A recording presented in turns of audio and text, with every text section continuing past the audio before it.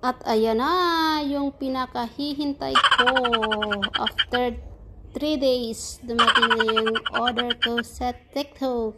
I'm so excited naman, Lods, to open my parcel. Ayan. Excited yan, pero di halata. La la la la. Ito na po, Lods, yung order ko sa TikTok.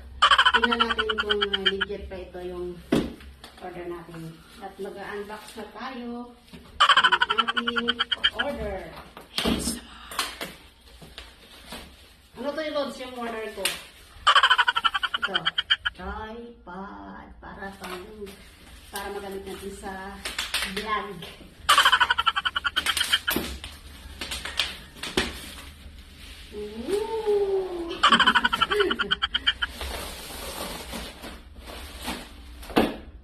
Charan! Surprise! Oh, di ba? Ang ganda. Ang ganda. Tripod. Oh, legit. Legit siya. At saka may ano pa siya. Diba? Yan natin. Ay, Jerome! Ang ganda. In fairness. Oh. Ito talaga yung order ko as in. Oh, diba? Ganda. As in, maganda siya. Ganda siya in fairness. Ano pa daw ito, Lods? Yung, ano to? Yung lock niya, oh. Isa. Oh. Dalawa. Ay, legit! As in, legit talaga. Oh, ganda talaga. Tingnan niyo, Lods. Legit talaga, Lods. Legit talaga. As in. Ay, ang ganda. Ganda siya. Mura lang to, Lods.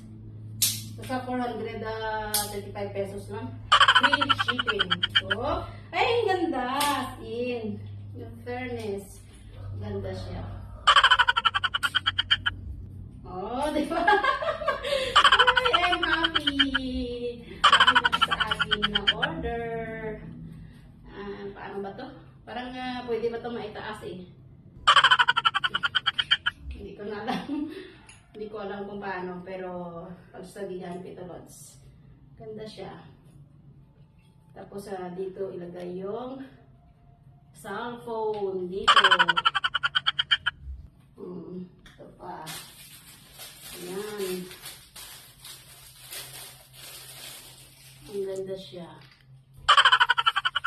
Natuwa talaga ako.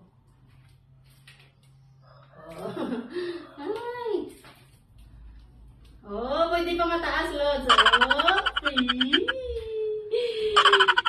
salamat sa supplier doon sa TikTok at na-receive ko na yung aking order. Ang kagandahan ko dito, Lods, is may ano siya. Yung dito niya. Hindi siya basta-basta na turba. Tapos pag gusto mo lang angatin, may ganit. Hindi ko lang hawak. At ako ay thank you sa aking order na legit.